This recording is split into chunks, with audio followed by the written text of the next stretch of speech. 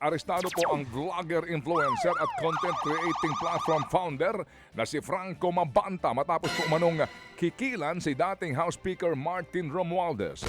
Ito'y kaugnay ng umano'y mali-maletang perang tinanggap ng kanyang grupo para umano hindi ikanta si dating House Speaker Martin Romualdez kaugnay po sa usapin ng flood control scandal.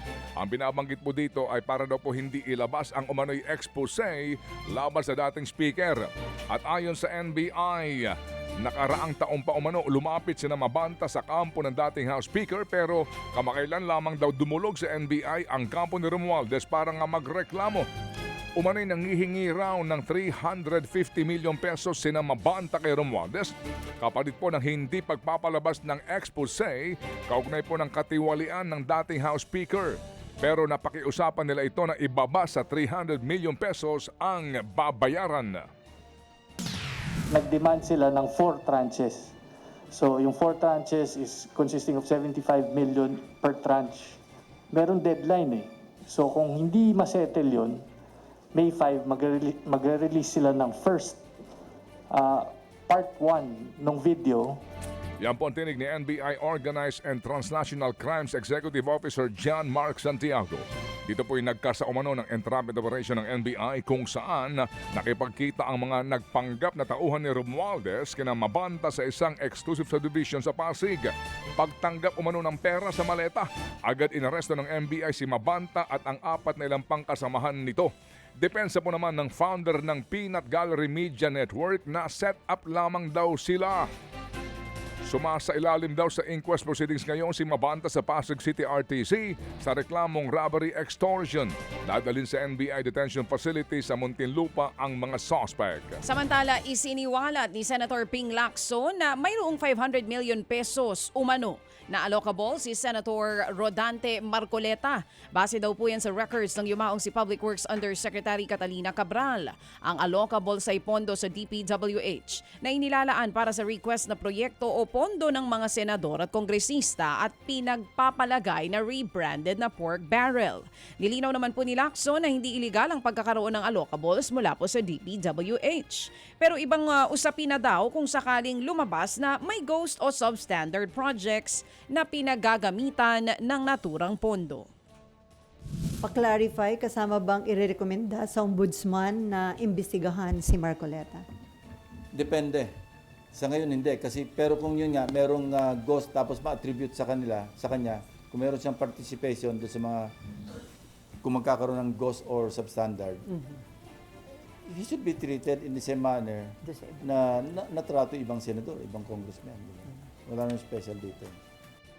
Yan nga po ang tinig ni Senator Ping Lacson. Ang dagdag pa ng senador, nagkaroon daw ng bukulan o lamangan ng dumaan sa Commission on Appointments o COA si dating DPWH Secretary Manuel Bonoan. Bagamat walang pinangalanan si Lacson, matatandaang si Marcoleta ang chairman ng Public Works Committee ng CA noon.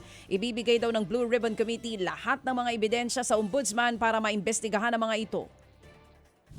Actually 1.5 billion daw yung hinihingi.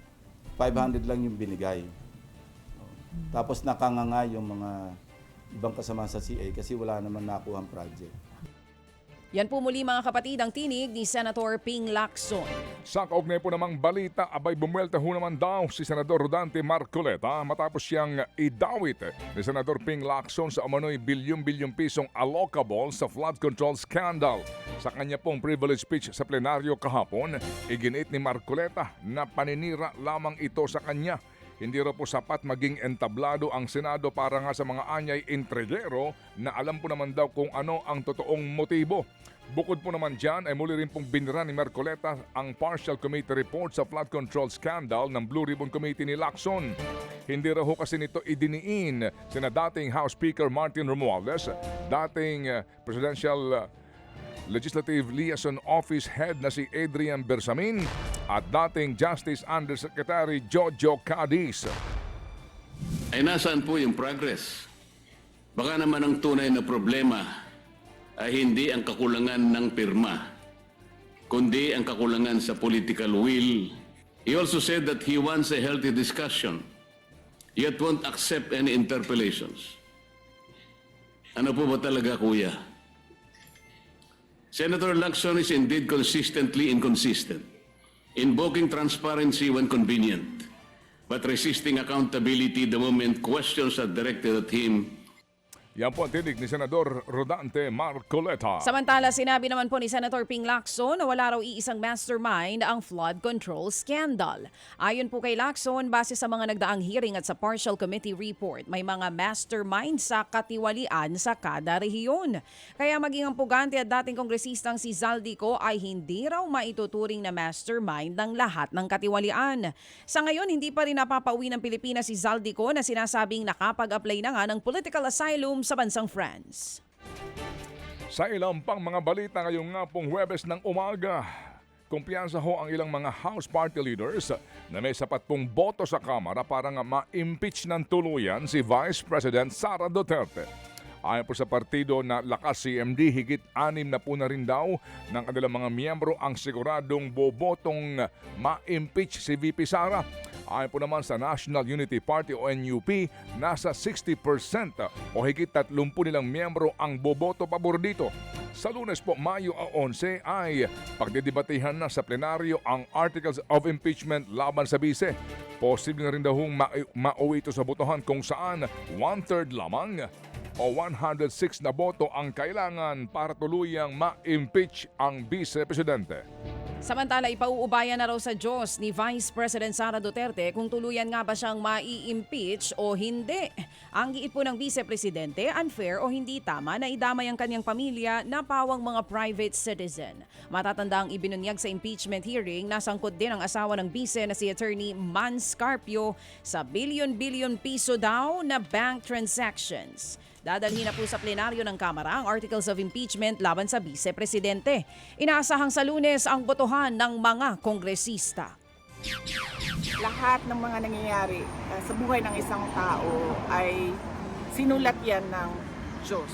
So kung ma-impeach ako, yan ay sinulat na ng Diyos. Kung hindi man ako ma-impeach, see you sa 2028. see you tomorrow. Yan nga po ang tinig ni Vice President Sara Duterte.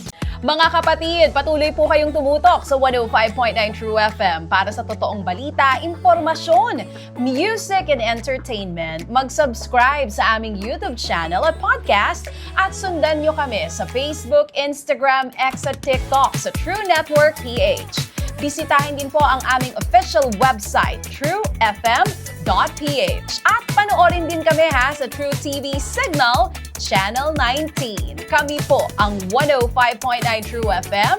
Laging true sa'yo, kapatid.